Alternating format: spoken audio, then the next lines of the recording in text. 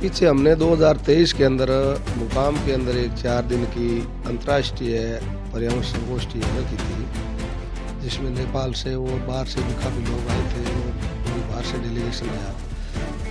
जब पर्यावरण पर चर्चा हुई तो ये हुआ भाई धरती का तापमान बढ़ रहा है, क्लाइमेट चेंज हो रहा है, आने वाले समय के अंदर इस बात के भयंकर दुष्परिणाम होंगे।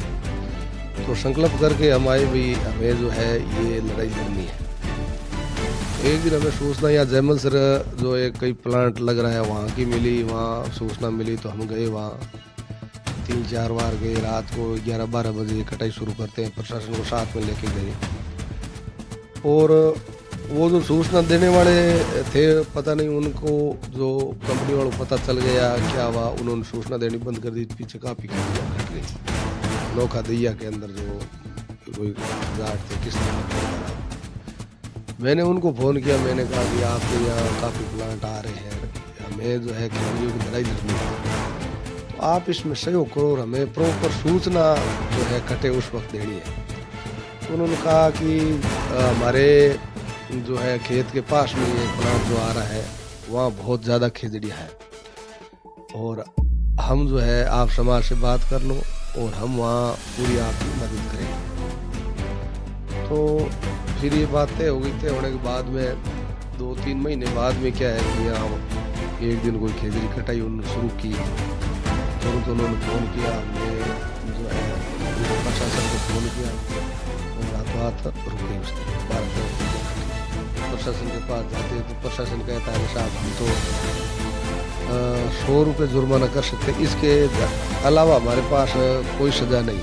100 रुपये जो टेनेंसी एक्ट 1956 का था उसके अंदर उस वक्त जो 100 रुपये जुर्माना एक पेड़ का था वही 70 सालों से चला आ रहा था। कानून नहीं है तो कानून के लिए हमें क्या करना चाहिए। फिर बहुत से स्टेटों की हमने जो है कानूनों की स्टडी की, भी कहाँ क्या क्या कानून बने हुए हैं, बुद्धिजीवियों से राय ली और एक डेलीगेशन हमने बराबर जो है राज्य सरकार के पास में भेजा। उस वक्त भाई हम कोई लड़ाई शुरू करें उससे पहले राज्य सरकार को अवगत तो होना चाहिए ना, भाई जिस तरीके से खिजड़ियाँ कट रही है कल को वो ये नहीं कहे आपने हमें बताया नहीं रहा, आपने धरना शुरू कर दिया। पहला तो है पेड़ खिजड़ी की कटाई पर रोक लगे पूर्णता। दूसरा था एक्ट बने, tree act, tree protection act. इतने हुआ अभी 25 तारीख को हम जो है मुकाम में एक बड़ी महापंचायत, फिर मुकाम महापंचायत बुलाई, वहाँ काफ़ी लोग आए, 3-4 हज़ार लोग थे। फिर 125 आदमियों की लिस्ट बनी, कमेटी बनी और उनको ये जिम्मा सौंपा भाई आप जो उनसे मिल के और बात करो। जो है बात का जो रामानंद जी को मैंने वादा किया था उस बात को हम कानून लाएंगे और आपको 25 तारीख से पहले पेड़ बुला के और डेलीगेशन से बात कर। फिर 25 तारीख की निकल गई। हमारा तो 1-2 धरने और चल रहे थे, उन्होंने जो है उस आश्वासन पर उठा लिया और हमने निरंतर जो है खेजड़ला का धरना जारी रखा। हमने मना कर दिया तो कानून नहीं बनेगा। फिर सबसे पहला धरना खेजड़ला के अंदर ही आपने मतलब ये 18 जुलाई 2024 को प्रथम धरना हमारा ही लगा था। ये हमने मैंने शुरुआत की। कौन कौन लोग थे जब पहला दिन था आज धरना यहाँ पड़ाव डाल रहे हैं उस समय आपके साथ सहयोग करने वाले? देखिए वही उसी प्लांट के अंदर एक दिन खिजड़ियाँ 135 कट गई, तो हम मौके पे तुरंत गए। 1.5 घंटे के अंदर रात में सभी को बहुत रास्ता मिला। खेजड़ला का धरना था ना, वो मतलब सुनने में आ रहा है काफ़ी कठिन जगह था, वहाँ आने जाने की साधन संपन्न व्यवस्था कुछ नहीं थी। एक जगह ऐसा था पानी की भी वहाँ किल्लत थी, पीने वाले पानी की भी। वहाँ शुरू के अंदर बहुत भारी दिक्कतें आई। अभी हमें जो मुकाम के अंदर पूरे राजस्थान से प्रेम इकट्ठा करके एक बड़ी मीटिंग करनी चाहिए। फिर हमने 19 दिसंबर को बीकानेर मुकाम के अंदर महापंचायत एक बड़ी रणनीतिक महापंचायत हो गई। जैसे जैसे दिन ढला ना वैसे शाम हुई ना, शाम की तरफ जैसे दिन बढ़ा, माहौल जो महापंचायत का था वो एक बड़ी मांग की तरफ बढ़ गया कि ऐसा मतलब अपने को कुछ करना चाहिए जिससे खेजड़ी पे प्रतिबंध लगे और सर्व समाज आगे आ सके। पंचायत के बाद में आप जैसे गाँव की ओर बढ़े लोगों के समर्थन जुटाने के लिए, तो जो गाँव के अंदर आपको जो समर्थन मिला, लोगों से आप मुखर हुए, वो किस तरीके का मतलब थे? लोगों में बहुत 2 फरवरी के दिन का आपने कितना अनुमान लगाया कि इतने लोग यहाँ मतलब पॉलिटेक्निकल कॉलेज ग्राउंड है इसके अंदर पहुँच पाएंगे? एक अनुमान क्या है कि औरतें बच्चे सभी थे, हम संविधान में विश्वास करने वाले लोग हैं, इसलिए हमने जो है ये तय कर रखा था भाई हम सारा कार्यक्रम शांतिपूर्ण तरीके से करें, किसी तरीके का उत्तर नहीं करें, पहल हमारी तरफ से नहीं होगी। अगर सरकार किसी भी तरीके की अगर कुछ करती तो ज़रूर हम जो है जवाब देते, लेकिन जो भी हुआ घटनाक्रम वो संतों की एक थोड़ी बेइज्जती जरूर हुई, हमने उसके लिए माफ़ी भी मांगी और वो जो घटनाक्रम हुआ सारे गलत हुआ, उसे जो है इमेज अच्छी नहीं की। यानी तो सरकार का कौन से बिंदु पे आके ठहराव होता था और हमारे प्रतिनिधिमंडल का क्या महत्वपूर्ण मांगे थी? ये बीच का जो फासला था वो कहाँ मतलब उठता था? जयपुर संत समाज गया था, बातचीत हुई थी, फिर दूसरे दिन शाम को एक हिरासा लेकर संत होते थे, तो क्या बातचीत हुई थी सरकार? वो थोड़े समझ नहीं पाए। शाम को एक निश्चित जवाबदेही है वो भी तय हुई थी। गुरु जी भागीदास जी शास्त्री ने बोला था कि आज के बाद आज से हम साथ हैं, लेकिन आंदोलन राम गोपाल, परशुराम और सुभाष ये तीनों नेतृत्व करेंगे। साथियों नमस्कार, आप सभी का आपके अपने प्लेटफॉर्म बीकानेर तक पर स्वागत है। मैं हूँ रामन्यास बिश्नोई। साथियों आज आप सभी के साथ मैं ये जो वीडियो लेके आया हूँ, इसमें एक ऐसी शख्सियत है जो पिछले 19 महीनों से खेजड़ी कटाई के विरोध में संघर्षरत है। कहीं भी खेजड़ी पे आरी चलती है तो सबसे पहले आवाज़ उठाने के लिए वहाँ पहुँच जाते हैं और ये संघर्ष 19 महीनों से लेकर आज तक जारी है। बिना डरे, बिना झुके, बिना दबे, बेझिझक होकर खेजड़ी के लिए संघर्षरत है। नाम आप जानते हैं, पिछले काफी लंबे समय से आप देख रहे हैं इनका संघर्ष। आज इनके साथ वो सब बातें होंगी, इनका कितने लंबे टाइम से संघर्ष चल रहा है, आखिर कहाँ से संघर्ष शुरू हुआ, कितनी परेशानियां झेली, किस तरीके के मोड़ आए और उसके बाद में पीछे 2 फरवरी का बीकानेर की धरती पे एक ऐतिहासिक आंदोलन और एक पर्यावरण का मेला भी भरा, जिसके अंदर आप सभी सहभागी बने उस लड़ाई को जीतने के लिए।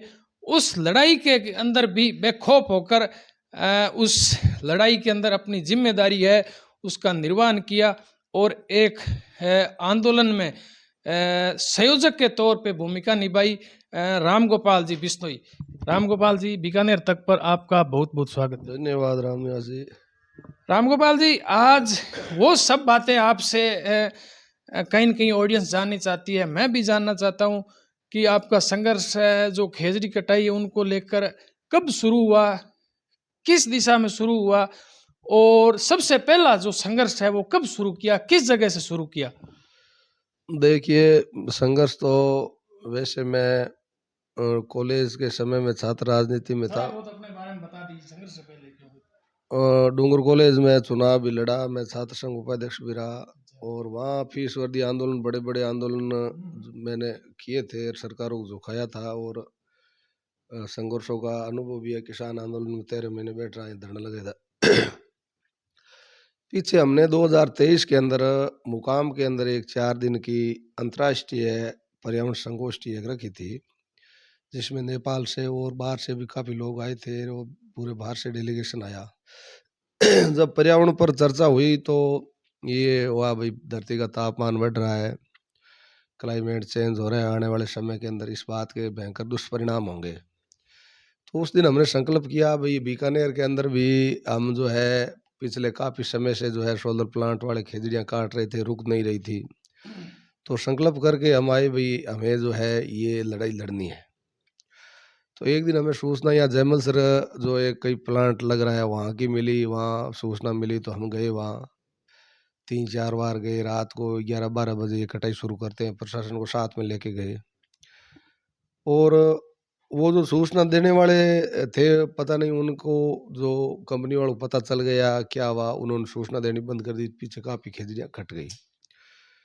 फिर मेरे 2013 मैंने विधानसभा का यहाँ कोलाई से चुनाव लड़ा था, वहाँ मेरे कोई वर्कर्स थे नौखा दैया के अंदर, जो कोई जाट थे कृष्णाराम गोदारा, मैंने उनको फ़ोन किया, मैंने कहा भाई आपके यहाँ काफ़ी प्लांट आ रहे हैं, हमें जो है खेजड़ियों की लड़ाई लड़नी है, तो आप इसमें सहयोग करो और हमें प्रॉपर सूचना जो है कटे उस वक्त देनी है। तो उन्होंने कहा कि हमारे जो है खेत के पास में ही एक प्लांट जो आ रहा है, वहाँ बहुत ज़्यादा खेजड़ियाँ हैं और हम जो है आप समाज से बात कर लो और हम वहाँ पूरी आपकी मदद करेंगे। तो फिर ये बात तय हो गई। तय होने के बाद में 2-3 महीने बाद में क्या है कि यहाँ एक दिन कोई खेजड़ी कटाई उन्होंने शुरू की, तुरंत उन्होंने फ़ोन किया, हमने जो है यहाँ प्रशासन को फ़ोन किया और हाथों हाथ रुक गई उस दिन 12-13 खेजड़ियाँ कटी। फिर 3-4 दिन बाद में फिर कटाई शुरू हो गई, फिर उन्होंने घंटी की, फिर उस दिन 25 खेजड़ियाँ कटी। फिर हम मौके पे गए, प्रशासन के पास जाते तो प्रशासन कहता है कि साहब हम तो 100 रुपये जुर्माना कर सकते, इसके अलावा हमारे पास कोई सजा नहीं है 100 रुपये से। जो टेनेंसी एक्ट 1956 का था उसके अंदर उस वक्त जो 100 रुपये जुर्माना एक पेड़ का था वही 70 सालों से चला आ रहा था। फिर हमने इधर उधर बुद्धिजीवियों से चर्चा की, विचार विमर्श करने के बाद में ये तय हुआ भाई कानून नहीं है। फिर कानून नहीं है तो कानून के लिए हमें क्या करना चाहिए। फिर बहुत से स्टेटों की हमने जो है कानूनों की स्टडी की, भाई कहाँ कहाँ क्या क्या कानून बने हुए हैं, बुद्धिजीवियों से राय ली और एक डेलीगेशन हमने बराबर जो है राज्य सरकार के पास में भेजा उस वक्त। भाई हम कोई लड़ाई शुरू करें उससे पहले राज्य सरकार को अवगत तो होना चाहिए ना, भाई इस तरीके से खेजड़ियाँ कट रही है, कल को वो ये न कहे भाई आपने हमें बताया नहीं रहा, आपने धरना शुरू कर दिया। तो ये सारी चीज़ें बराबर चलती रही। फिर वो कानून का मसौदा जो है तैयार हुआ। मसौदा तैयार होने के बाद में जो है हमने ट्री एक्ट की जो है मांग को लेकर हमने जो है 3 मांगे रखी। पहला तो है पेड़ खेजड़ियों की कटाई पर रोक लगे पूर्णतः। दूसरा था एक्ट बने, tree act, tree protection act, तो प्रत्येक पेड़ का कानून होगा। तीसरा था भाई सोलर प्लांट जो है ये इनको खेजड़ियों को बचाकर प्लांट लगाए।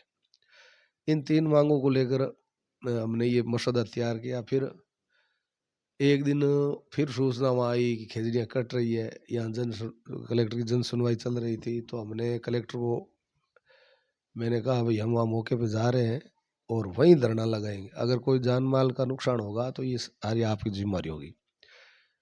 फिर हम जो है 3 जने वहाँ पहले दिन जो है जाके बैठ गए, वहाँ गए। फिर टेंट 1-2 दिन में टेंट लगा दिया हमने। टेंट लगाने के बाद में कंपनी वालों को पता चल गया भाई ये मौके पे आ गए हैं, अब जो है कटने नहीं देंगे। फिर आगामी 22 तारीख को हमने फिर वहाँ एक मीटिंग बुलाई, 22 जुलाई को, 18 जुलाई को धरना शुरू किया, 22 जुलाई को मीटिंग भागरदास जी को भी बुलाया और फिर तय हुआ भी 25 तारीख को हम जो है मुकाम में एक बड़ी महापंचायत करेंगे 2024 को। फिर मुकाम महापंचायत बुलाई, वहाँ काफ़ी लोग आए, 3-4 हज़ार लोग थे। उसमें तय हुआ भी हम कोई संघर्ष शुरू करें उससे पहले हमें मुख्यमंत्री से हमारा एक समाज का डेलीगेशन, क्योंकि 60-70% वोट जो है भाजपा को दिए थे, तो ये तय हुआ भी एक डेलीगेशन जो है वो तत्कालीन जो वहाँ उस वक्त बूढ़िया जी जो महासभा के प्रधान थे उनके नेतृत्व में फिर 125 आदमियों की लिस्ट बनी, कमेटी बनी और उनको ये जिम्मा सौंपा भाई आप जो है मुख्यमंत्री से मिल के और बात करो। फिर 1 महीने इंतज़ार किया, उनको मुख्यमंत्री जी समय नहीं दिया 1 महीने तक। फिर वहाँ धरने पर बिहारी जी आए, संत समाज आया, रामानंद जी सारे आए। फिर जो है सभी की तरफ से संघर्ष समिति ने बिहारी जी को आगे करके है जो वहाँ उनको ये जिम्मेवारी दी, फिर उनको भी सरकार ने समय नहीं दिया। फिर आगे जब मेला आ रहा था 65-70 दिन हो गए थे, एक बड़ी विकट समस्या हो गई भी पहले अवगत तो करवाए और भेजे, तो डेलीगेशन भी ऐसा होना चाहिए ना जो प्रतिनिधि करे पूरे समाज का। फिर विचार विमर्श करने के बाद में रामानंद जी का फाइनल हुआ भाई रामानंद जी मुकाम पीठाधीश्वर है और धर्मगुरु मानते हैं सरकार। तो मुकाम मेले के अंदर जो सहमति बनाई सभी से, जो वहाँ पंडाल से रामानंद जी के नाम की सहमति बनी, हाथ खड़े किए सभी ने और रामानंद जी भागीरदास जी इन संतों को जो है अगुवाई के अंदर हमने जो ये प्रस्ताव पारित किया भाई आप जो है मुख्यमंत्री जी से मिलेंगे। फिर उन्होंने 2-3 दिन बाद में 21 अगस्त को जो है टाइम ले लिया मुख्यमंत्री जी से, जहाँ मेले से 2-3 दिन बाद में। लेके वो वार्ता के लिए गए। वार्ता के अंदर सकारात्मक जो है जवाब दिया सीएम ने, और कहा अभी कानून बनाएंगे और खेजड़ी की कटाई पर रोक लगेगी। उसके बाद में आगे जो मिलना था सीएम से दोबारा, वो नए मिल के जो एक थोड़ी जल्दबाजी के अंदर जो है राष्ट्रीय स्तर महापड़ाव की घोषणा कर दी गई। राष्ट्रीय महापड़ाव के अंदर जो है की स्वरूप चुनाव था, सरकार प्रेशर के अंदर थी, तो पड़ाव के पहले दिन हमें जो है कुचेरा के अंदर बुलाया। कुचेरा के बुला के फिर जो है बात हुई, तो मुख्यमंत्री जी ने कहा अभी जो रामानंद जी को मैंने वादा किया था उस बात पे सरकार संवेदनशील है, हम जो है कानून लाएंगे और आपको 25 तारीख से पहले पहले बुला के और डेलीगेशन से वार्ता कर लें। फिर 25 तारीख ही निकल गई। हमारा तो एक दो धरने और चल रहे थे, उन्होंने जो है उस आश्वासन पर उठा लिया और हमने निरंतर जो है खेजड़ला का धरना जारी रखा। हमने मना कर दिया भाई हम ये उठाएंगे नहीं जब तक कानून नहीं बनेगा। फिर सबसे पहला धरना खेजड़ला के अंदर ही आपने ये मतलब 18 जुलाई 2024 को प्रथम धरना हमारा ही लगा था। ये मैंने ही शुरुआत की थी। कौन कौन लोग थे जब पहला दिन था आज धरना यहाँ पड़ाव डाल रहे हैं, उस समय आपके साथ सहयोग करने वाले? देखिए उस वक्त मेरे को पहले दिन ही पता था कि हमें जो है ये लड़ाई बहुत बड़ी लड़ाई है। मेरे दिमाग पहले दिन बात कर लिया थी। ट्री एक्ट मेरे को पता था भाई हवाई ऐसे बातों से ट्री एक्ट बनता नहीं है, कहाँ बनता है। इसलिए मैंने उससे पहले 3 महीने पहले सारों से बात कर रखी थी, और जितनी भी संस्थाएं थी उन तमाम संस्थाओं को मैंने जो है बात की। मैंने कहा भाई सब संस्थाएं एक दिन पहले दिन जाए तो सब संस्थाएं साथ में हो। कई संस्थाएं आई नहीं। फिर एक जागृति मंच चलाते हैं श्री राम जी पूनिया, उनको मैंने साथ में लिया। फिर एक अखिल भारतीय जीव रक्षा सभा जो एक बनी हुई है, उनके रिशपाल जी है जिलाध्यक्ष थे, उनको मैंने साथ में लिया। साथ में लेके हम जो है वहाँ मौके पे जाके बैठे और फिर ये इस बात की जो है शुरुआत की। फिर रामानंद जी बात करने के बाद में ये राष्ट्रीय हो गया, और उसके बाद में फिर खेजड़िया वहीं उसी प्लांट के अंदर एक दिन खेजड़िया 172 कट गई। तो अब मौके पे तुरंत गए, 1.5 घंटे के अंदर वहाँ जो है पहुंचे। रात को एक तो सर्दी का मौसम था, रास्ता मिला नहीं, पहुंचे तब तक जो है। क्योंकि खेजड़ला का धरना था ना, वो मतलब सुनने में आ रहा है काफी कठिन जगह था, वहाँ आने जाने की साधन संपन्न व्यवस्था कुछ नहीं थी। एक जगह ऐसा था पानी की भी वहाँ किल्लत थी, पीने वाले पानी की भी। वहाँ शुरू के अंदर तो बहुत भारी दिक्कतें आई, लेकिन धीरे धीरे क्या है कि वो सब ठीक हो गया।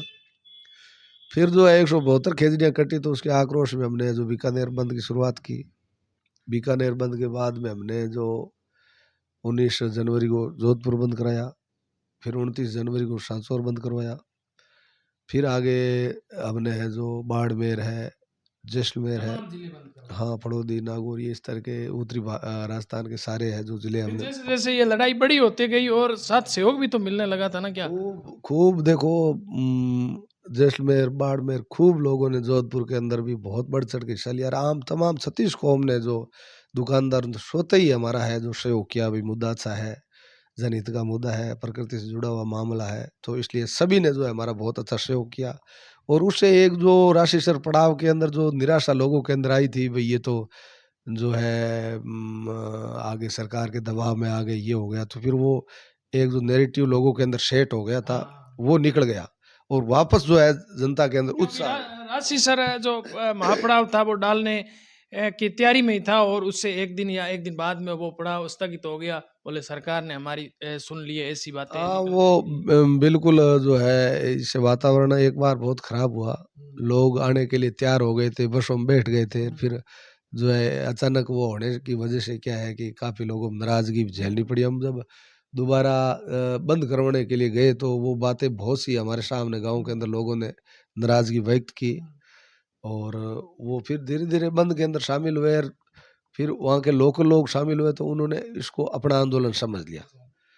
और फिर तीसरी बार जो है राजस्थान ये बंद जिले बंद हुए, उसके बाद में दबाव बढ़ा, तो तीसरी बार जो है हमें मुख्यमंत्री जी ने जयपुर बुलाया।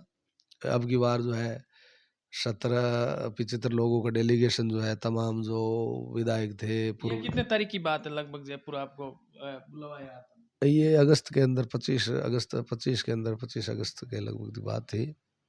और जो है सभी लोगों को हमें बुलाया, बुला के मुख्यमंत्री ने फिर आश्वस्त किया कि हम जो है खजूर की कटाई पर रोक लगाएंगे, हम सब मिल के लगाएंगे। और उसके बाद भी जब कानून नहीं बना और फिर आगे जो टेनेंसी एक्ट के अंदर इन्होंने 100 की जगह 1000 रुपये जुर्माना किया, उस बात का भयंकर आक्रोश सभी लोगों के अंदर हुआ और बराबर लगातार खिजड़ियाँ कट रही थी। अच्छा, 25 अगस्त को बुलाया आपने उसके बाद में वार्ता हुई, 100 रुपए से बढ़ा के 1000 रुपये जुर्माना कर दिया, फिर लोगों में आक्रोश पैदा हो गया। उस बात का भयंकर आक्रोश हो गया। अच्छा, आक्रोश होने के बाद में हमने इधर उधर सभी से चर्चा की, तो उन्होंने कहा भाई हमें एक बड़ी मुकम्मल जो लड़ाई है लड़नी चाहिए। तो फिर हमने यहाँ बीकानेर जो है 13 अगस्त को 13 ये दिसंबर को यहाँ विष्णु धर्मशाला के अंदर मीटिंग बुलाई, रामानंद जी के नेतृत्व में भागरदास जी को बुलाया, संत समाज तार बीकानेर के यहाँ मौजूद सभी लोग थे। तो फिर तय हुआ भाई हमें जो मुकाम के अंदर पूरे राजस्थान से पर्यावरण प्रेमी को इकट्ठा करके एक बड़ी मीटिंग करनी चाहिए। फिर हमने 19 दिसंबर को बीकानेर मुकाम के अंदर महापंचायत एक बड़ी रणनीतिक महापंचायत बुलाई और उसमें तय उसका मतलब जो महापंचायत मुकाम की थी उसका मसौदा आपने यहाँ मतलब बीकानेर बैठ के तैयार कर लिया, अभी अपने को आगे एक बड़ी महापंचायत डालनी है। हाँ, ये 13 तारीख को बीकानेर विष्णु धर्मशाला के अंदर ये बैठ के तय हुआ सारा। भाई हम सभी जो मिलकर लोगों को फोन करेंगे और लोगों को बुलाएंगे पूरा स्थान से। ये उस दिन 13 दिसंबर को बीकानेर या धर्मशाला के अंदर ये विष्णु धर्मशाला में तय हुई है मीटिंग, ठीक है।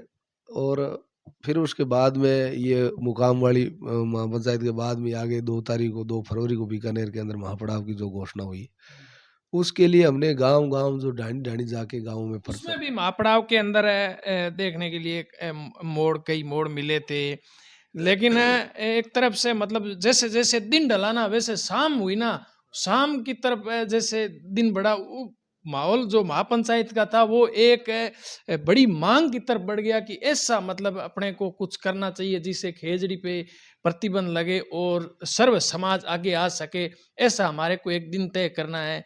ये मतलब पहले 1 तारीख तय हुई थी, फिर 2 तारीख को। हाँ, ये 2 तारीख को प्रशासन आप के भी उसी में शामिल थे।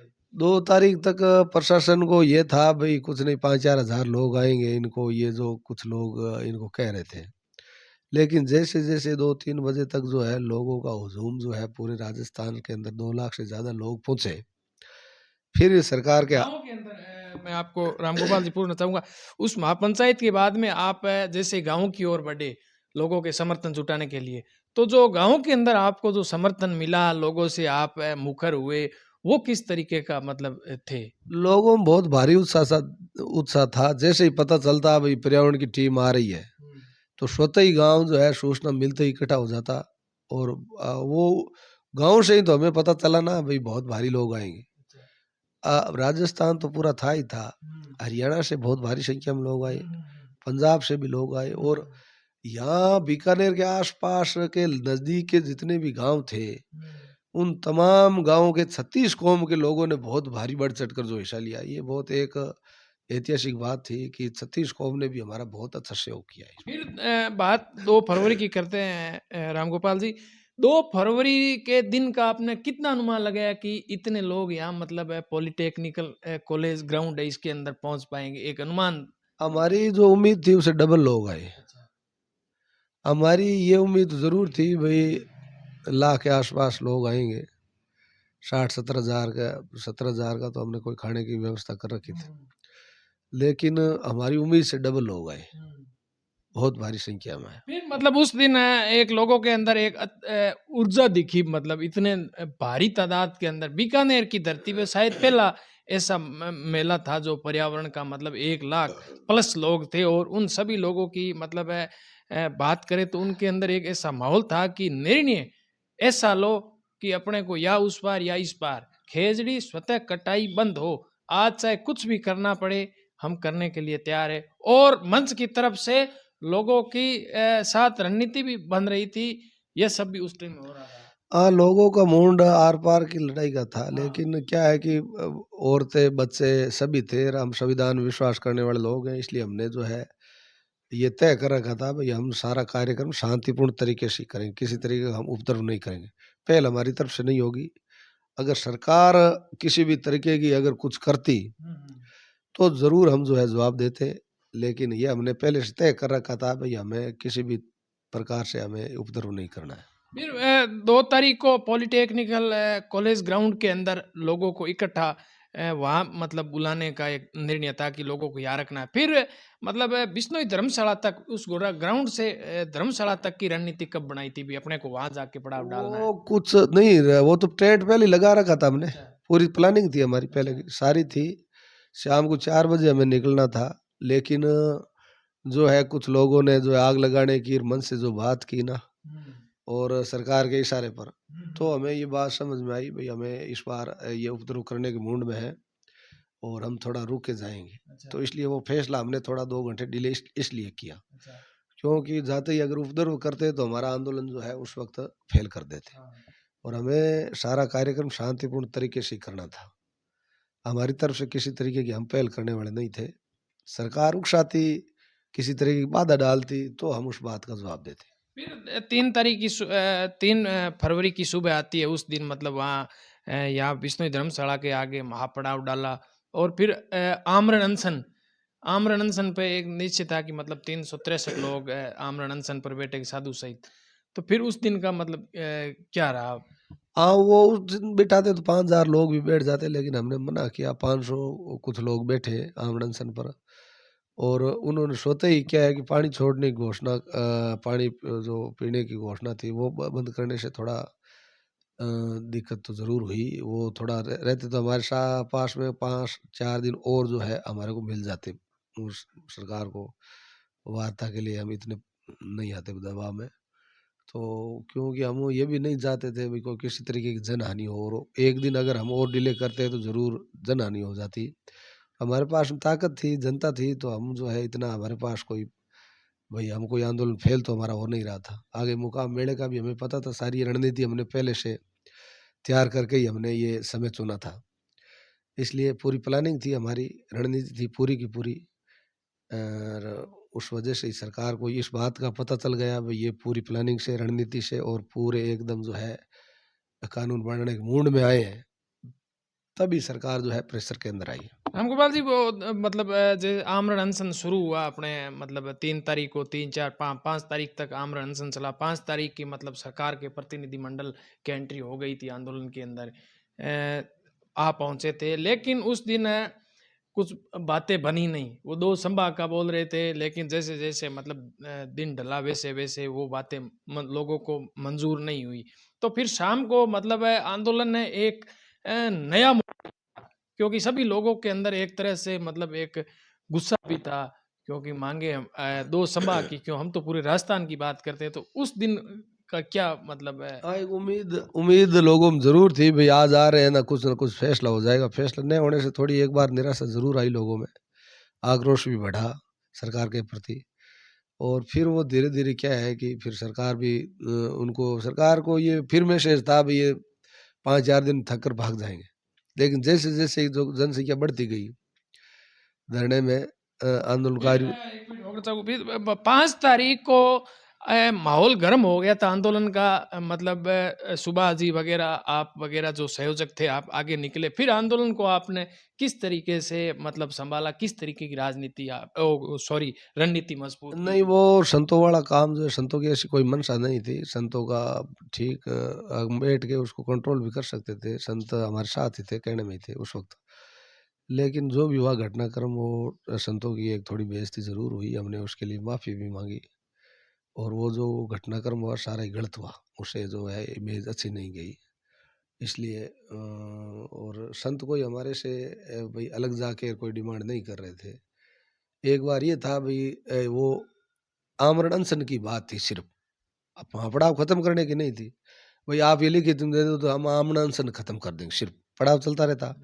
और मुकाम आते आते जो है फिर बात ये लिखित वाला संभाग वाला हो जाता, या राज्य स्तर का कोई सर्कुलर उस वक्त जारी हो जाता आमरण अनशन के पर, तो हम जो है आगे डिमांड सिर्फ और सिर्फ फिर एक्ट की ही रहती, एक्ट पे बात होती, फिर वो बात रह गई। इसलिए हाँ, फिर मतलब रामगोपाल जी अपने उस दिन की बात करें तो सरकार से 2-3 बार बात हुई थी। संत समाज भी जयपुर गया था, वहाँ से मंत्रिमंडल आया था, फिर बातचीत बनी। तो सरकार का कौन से बिंदु पे आके ठहराव होता था और हमारे प्रतिनिधिमंडल का क्या महत्वपूर्ण मांगे थी? ये बीच का जो फासला था वो कहाँ मतलब रुकता मांग था हमने जो? यहाँ से बीकानेर से तय करके हमने ही प्रतिनिधिमंडल को भेजा था संतों को। और मांग यही थी भाई, एक तो क्लियर हमारी डिमांड ये थी भाई इसी सत्र के अंदर एक टाई लिखित में दे सरकार। दूसरी ये थी कि जब तक सर्कुलर पास नहीं हो जाए तब तक जो है ऐसा आदेश एक राज्य स्तर का जो सरकार जारी करे जिससे खजूर की कटाई पर रोक लगे। ये मुख्यतः दो डिमांड दे के हमने भेजा था सरकार को। फिर उन राज्य स्तर का सर्कुलर जारी नहीं किया तो वो फिर संतों ने जो मना कर दिया। जयपुर संत समाज गया था, बातचीत हुई थी, फिर दूसरे दिन शाम को एक निराशा लेकर संत लौटे थे, तो क्या बातचीत हुई थी सरकार और कोई कुछ पता है आपको? वो थोड़े समझ नहीं पाए। संतों को ये कहा भी ये राज्य स्तर का सर्कुलर है, अच्छा। तो उन्होंने कोई इस पे ज़्यादा कोई किसी बुद्धिजीवी से विचार विमर्श नहीं किया। उन्होंने विश्वास कर लिया तो फिर यहाँ आके देखा, इधर उधर सलाह मशवरा किया तो उनका भाई ये तो काम का नहीं लेटर। फिर उन्होंने कहा भाई ये हमारे साथ ये ठीक नहीं है। फिर उस दिन शाम को एक निश्चित जवाबदेही है वो भी तय हुई थी। गुरु जी भागीरथदास जी शास्त्री ने बोला था कि आज के बाद आज से हम साथ हैं, लेकिन आंदोलन राम गोपाल, परशुराम और सुभाष ये तीनों नेतृत्व करेंगे। तो फिर मतलब आपको ये भी तो लगा होगा ना भाई, अब जिम्मेवारी है वो अपन तीनों के कंधे पे इस आंदोलन को आगे लेके चलने की। नहीं, जिम्मेवारी तो देखो संतों को तो हमने ही बुलाया था।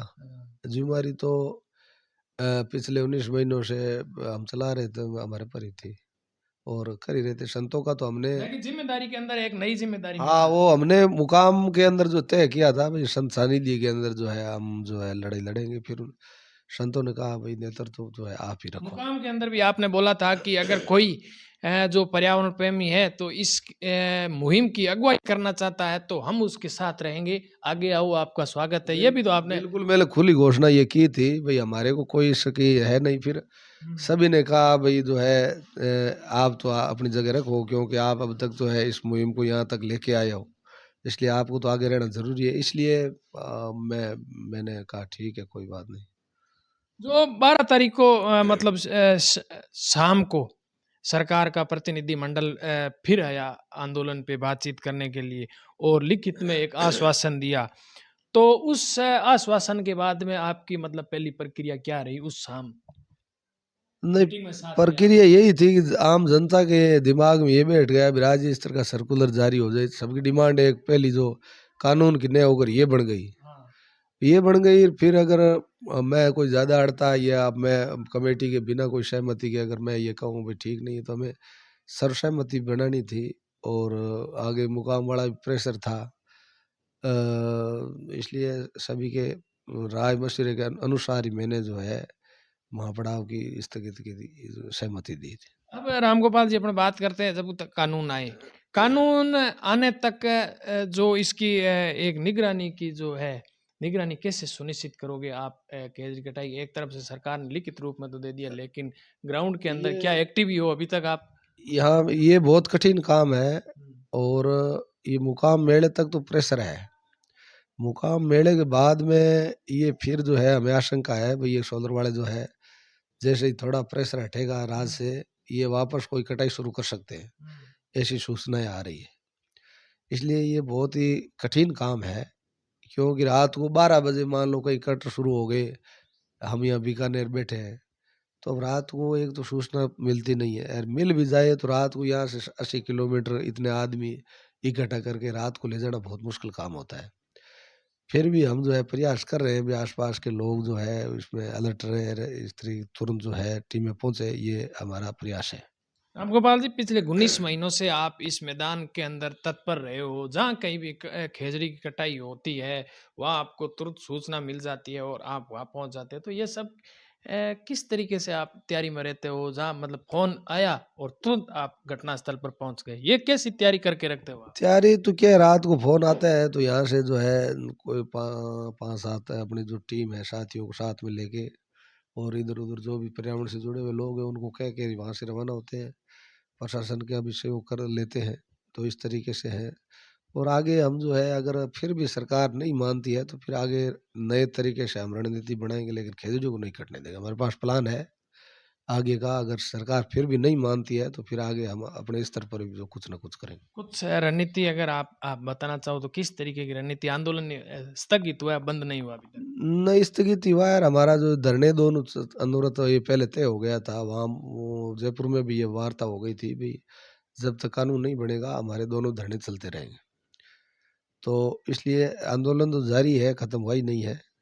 और उम्मीद है भाई सरकार ने हमें आश्वस्त किया है भाई इस सत्र के अंदर हम ले आएंगे। तो विश्वास है 10-12 दिन और है, ये क्लियर हो जाएगा। 10-12 दिन तक हम शांत बैठे तब तक। आप इतने मतलब ईमानदारी से, सजगता से इस मुहिम के अंदर जुड़े रहे, इतने 19 महीने हो गए, लंबा संघर्ष चलता आया और चलता रहेगा। तो इन 19 महीनों के अंदर आपको कहीं किसी का पैसे का लोभ या कोई धमकी वगैरह, थ्रेट वगैरह ऐसा कुछ मिला है आपको? सब हुए हैं जी, धमकियाँ भी खूब मिली है, सारा हुआ है। झगड़े भी वहाँ उस प्लांट के अंदर अगर नहीं होते तो खिलजा भी नहीं रुकती। 2 मेरे पे मुकदमे भी हुए। तो वहाँ एक SC/ST करवाया और एक मारपीट का भी हुआ। तो ये सारी बातें हुई है तभी जाके उस प्लांट के अंदर जो हमने धरना दे के बैठे तब खिलजा रुकी है, ऐसे रुकने वाली नहीं थी। तो प्रलोभन भी देते ही है कई बार, लेकिन प्रलोभन से नहीं झुके तभी ये जो है मूवमेंट बना है। क्योंकि पेड़ हमारे जीवन का आधार है, पेड़ के बिना हम नहीं रह सकते। क्योंकि ये सब तो बनी बनाई संपत्ति है, अपन बना भी सकते हैं, कोई लेना नहीं है ना अपने को इससे में जाना है। ठीक है, विषय में अपन बात करते हैं। संत समाज की आंदोलन के अंदर एंट्री रही, बहुत अच्छी भूमिका रही।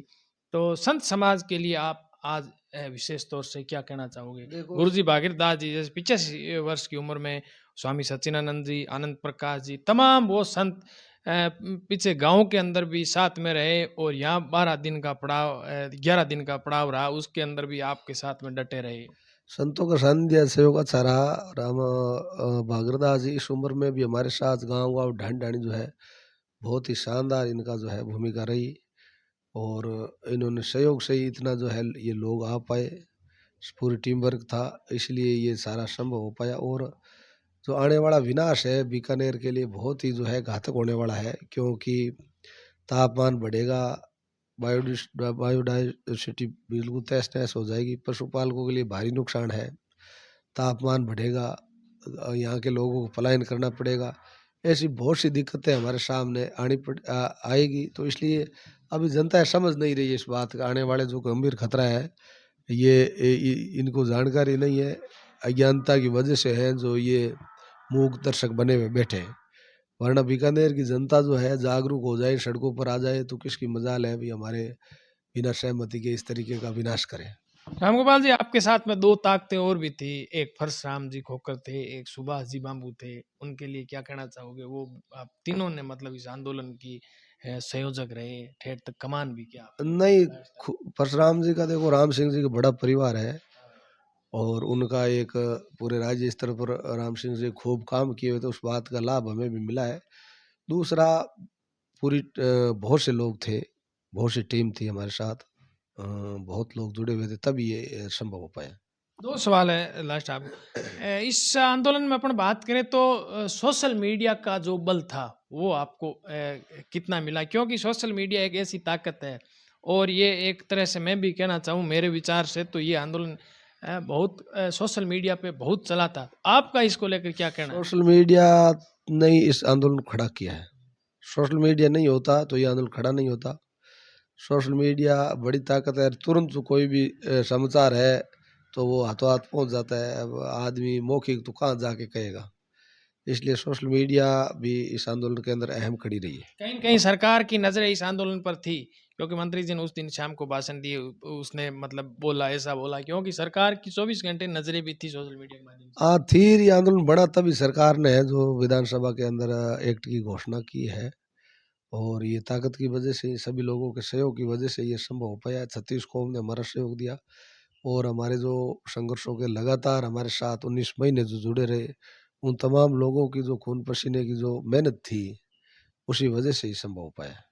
अब बात करें लास्ट में मतलब आपके परिवार की, तो इस संघर्ष के अंदर आपको आपके परिवार का कितना सहयोग रहा? क्योंकि घर पे रहना पॉसिबल नहीं था, जहाँ मतलब आंदोलन से पहले खेजड़िया कटाई होती थी वहाँ पहुँचना, उसके बाद में मुकाम में महापंचायत हुई, उसके बाद में गांव गांव गए, फिर यहाँ 11 दिन धरना चला बीकानेर के अंदर, उसके अंदर रहे। तो परिवार की तरफ से किस तरीके का आपका सहयोग है? नहीं, परिवार सहयोग से ही ये संभव हो पाया है जी। मुकाम महापंचायत नहीं, पहले मैं तो 19 महीने से वहाँ खेजड़ला की रोई के 19 महीने से बाहर ही था घर से, वही तो बोल रहा हूँ। इसलिए जो है परिवार के सहयोग बिना ये कतई संभव नहीं था। हमारे माता पिता का सहयोग रहा है, परिवार का पूरा सहयोग रहा है, तभी ये संभव हो पाया है। आंदोलन के अंदर लाइट सवाल है आपसे राम गोपाल जी, आंदोलन के अंदर जो लोगों की भागीदारी रही, सब लोग पहुंचे, इसको एक बड़ी जीत हासिल की, तो उन सब का आज किस तरीके से अभिवादन करोगे आप? देखिए, ये एक प्रथम सीढ़ी हमने पार की है अभी आंदोलन की, और आगे ये बजट सत्र निकल जाए, इसमें क्या कानून आता है, इस एक सत्र के अंदर आता है या नहीं आता है, ये सारी बातों का विश्लेषण करने के बाद यहाँ तक जिन्होंने सहयोग किया है, ये बहुत ही काबिल तारीफ रहा है। बहुत ही उम्मीद से ज़्यादा जो है जनता ने हमारा सहयोग किया है, और आगे भी हम उम्मीद करेंगे भी अगर सरकार कटाई पे कानून से बड़ी चीज़ ये है कानून की पालना। कानून तो बहुत से बने हुए हैं, लेकिन उसके बाद उनकी पालना नहीं होती है। सरकार की इच्छा शक्ति इस पे डिपेंड करेगी भई पालना कितनी होती है, उससे पता चलेगा। इसलिए हमारा मेन जो फ़ोकस अभी ये है भी सरकार अगर हम पर्यावरण के समर्थन के अंदर रहेगी तो निश्चित ये कटाई रुकेगी, वरना रुकेगी नहीं। कानून के अंदर एक बात और भी जान लेते हैं आपसे, कानून के अंदर क्या क्या प्रावधान होने चाहिए आपके हिसाब से, सजा या जुर्माना जो भी चीज हमने हो? हमने जुर्माने का जो 1956 के अंदर 100 रुपए था, ये हमने कहा है भई आप जुर्माना वो 56 वाला 100 रुपए आज के दिन वैल्यू निकाल के लागू करो। और दूसरा ये है कि उसके अंदर सज़ा का प्रावधान ही कितनी मेन तो सजा होनी चाहिए? सज़ा गैर ज़मानती अगर हो तो 6 महीने की बहुत होती है, साल की भी बहुत है। गैर ज़मानती होनी चाहिए बस। हाँ, कोई दिक्कत नहीं। सज़ा हो, सज़ा एक दिन भी जो इतने बड़े-बड़े उद्योगपति है वो एक दिन जेल में नहीं रहना पसंद करते हैं। ये धन्यवाद रामगोपाल जी, आपने इतना समय दिया। साथियों, अभी आपने जो बातचीत सुनी, ये रामगोपाल जी बिश्नोई है, जो पिछले 19 महीने से इस खेजड़ी कटाई के विरोध में संघर्षरत है, और इनकी जितनी मतलब तारीफ करी उतनी कम है, क्योंकि पेड़ के लिए लोग आज अपनी अपनी ज़रूरतों के लिए सब भागदौड़ करते हैं, लेकिन एक ऐसी शख्सियत से ये हर समय उस पेड़ के लिए उपलब्ध रहते हैं जिसकी हम सबको ज़रूरत तो है, लेकिन हम कई बार उपलब्ध नहीं रहते। और इनका संघर्ष था वो भी आपने जाना, किस तरीके का संघर्ष था, किस तरीके की कठिनाइयाँ रही, और किस तरह की कठिनाइयों से इन्होंने निकल के भी एक आशा की किरण है वो आप सब के लिए रखी। वीडियो लंबा ज़रूर है, लेकिन वीडियो इंटरेस्टिंग है। वीडियो को लाइक करें, शेयर करें, फेसबुक पे तो फेसबुक पेज को लाइक करें, यूट्यूब पर है तो यूट्यूब चैनल को सब्सक्राइब ज़रूर करें। मैं मिलता हूँ किसी नेक्स्ट वीडियो में, तब तक के लिए धन्यवाद।